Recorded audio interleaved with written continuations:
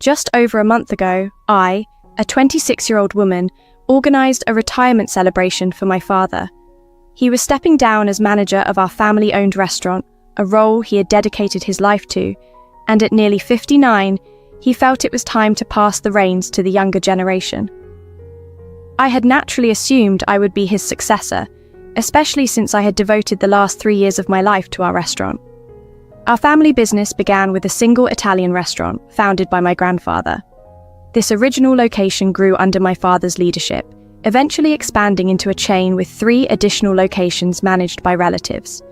Despite the growth, our original restaurant remained the most popular and was the centerpiece of our family's legacy. When my father announced his retirement a few weeks before the party, I fully expected to take over.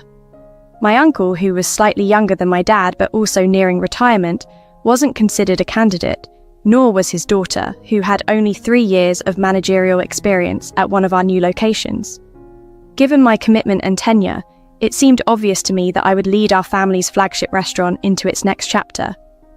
However, at his retirement party, my father surprised everyone by naming my younger brother William, who is 28, as his successor.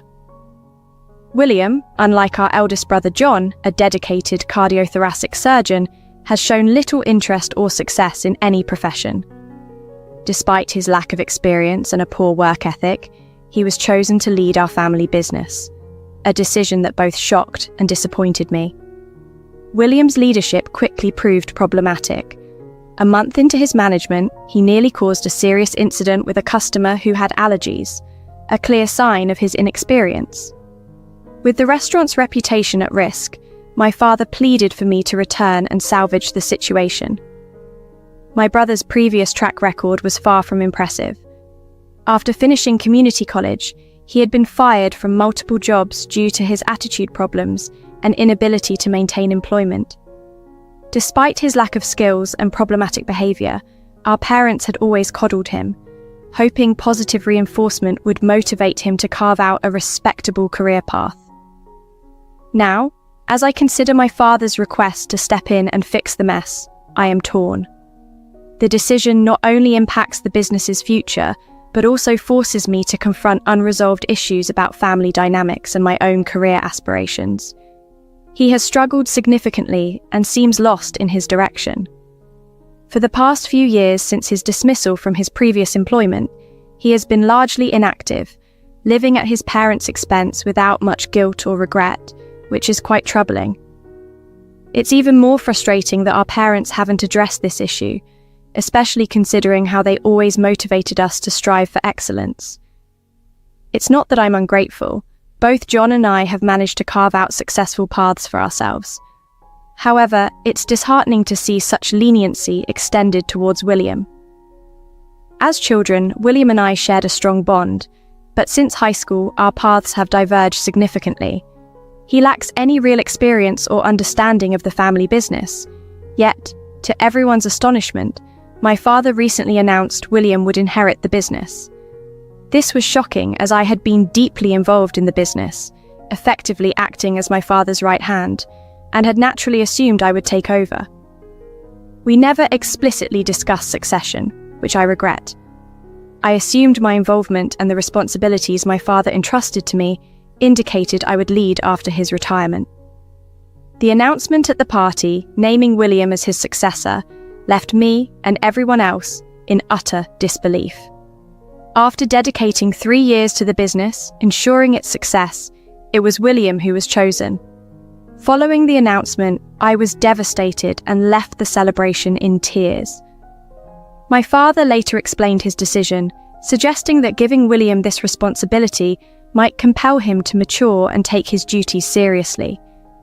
He hoped managing the business would motivate William to improve, given that he would now be directly invested in its success. Despite this, my father wants me to continue at the restaurant, supporting William as I did for him. This felt like a demotion, reducing me to an assistant's role when I was fully capable of leading. This was not only insulting, but also dismissive of my contributions and capabilities. I am not just my brother's caretaker. I am a competent individual in my own right. After years of dedication and hard work, I felt I had rightfully earned a leadership position within our family business.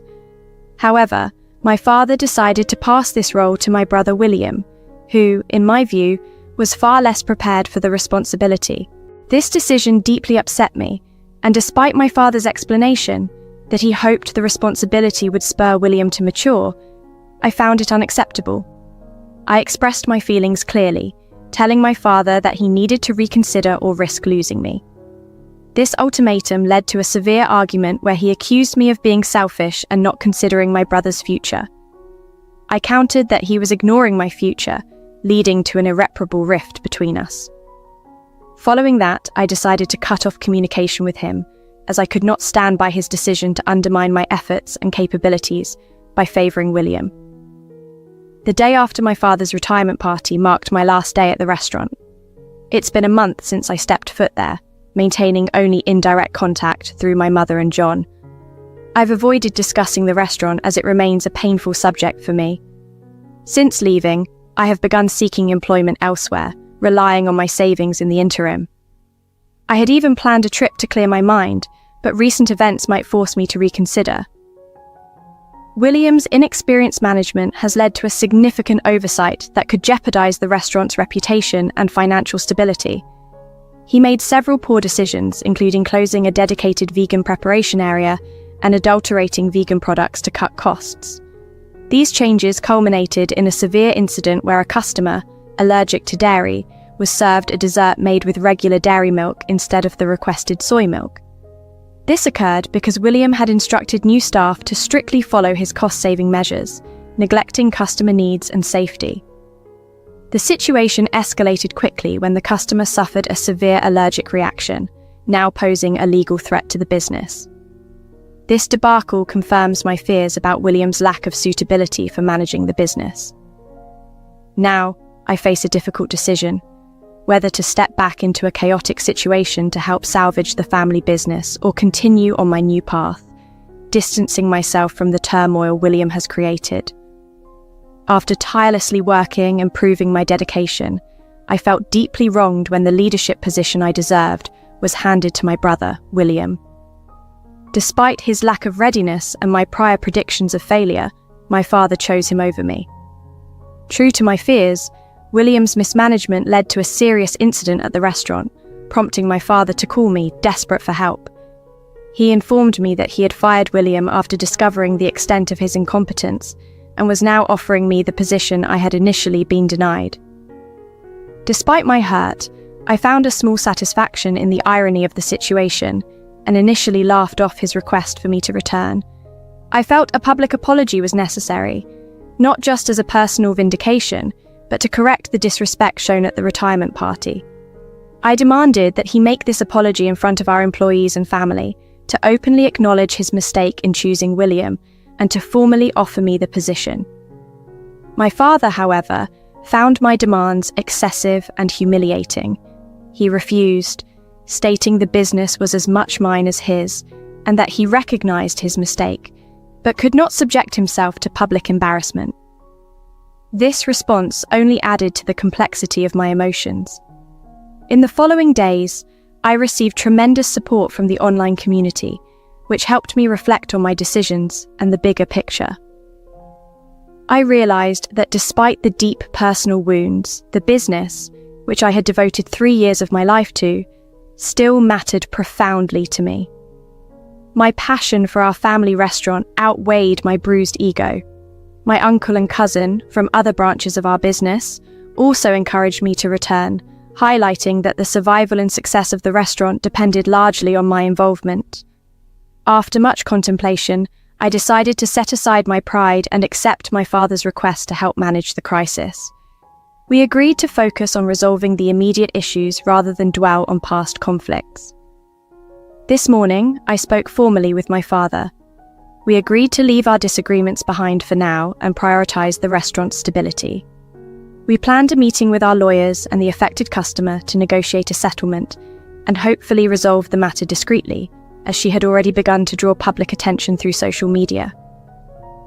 Seeing my father in person after such a long time was unexpectedly emotional.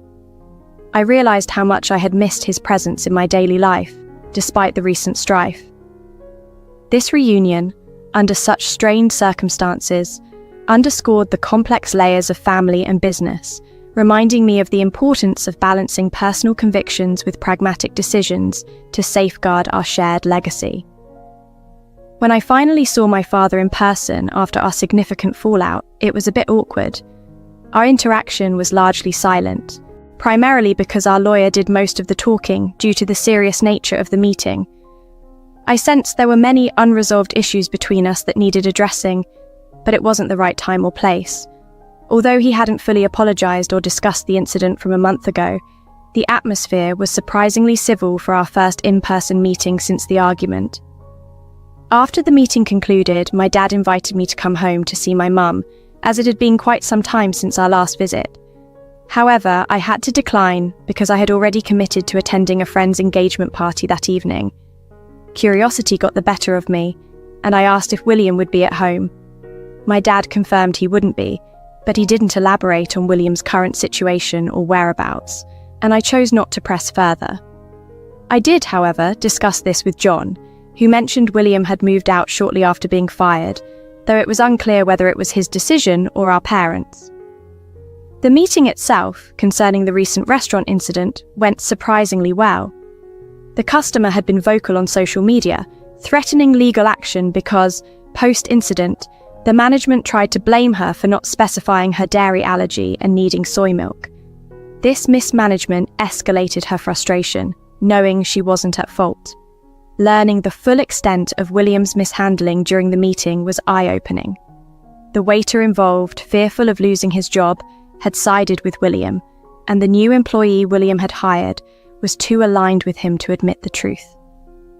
Thankfully, we reached a settlement with the customer. She agreed to remove her social media posts about the incident, which was a relief. Although it was an expensive fix, it was necessary to rectify the mess William had caused and to prevent further damage to our family's restaurant reputation.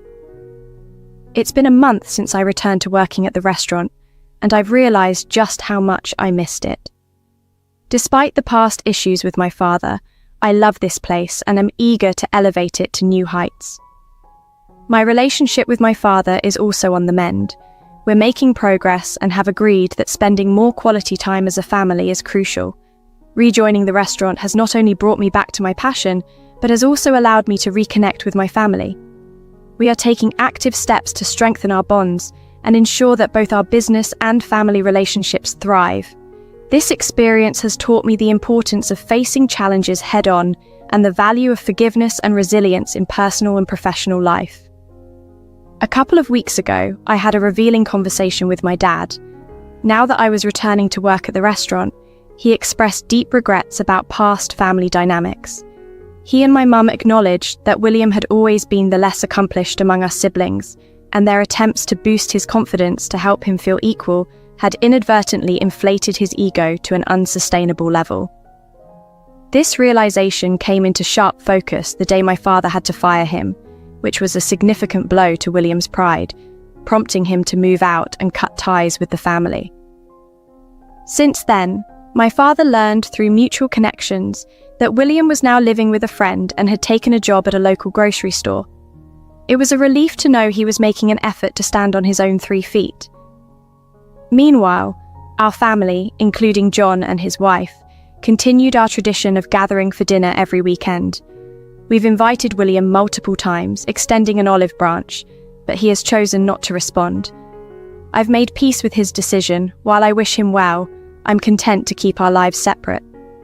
Reconnecting with my family has been incredibly positive for me. My relationship with my dad has steadily improved, bringing a sense of normalcy and warmth that I had missed. Life has been very fulfilling lately. I'm back doing what I love, passionately working on building something meaningful at the restaurant. It's a joy to be back on good terms with my family. To me, this blend of personal satisfaction and familial harmony is essential for happiness.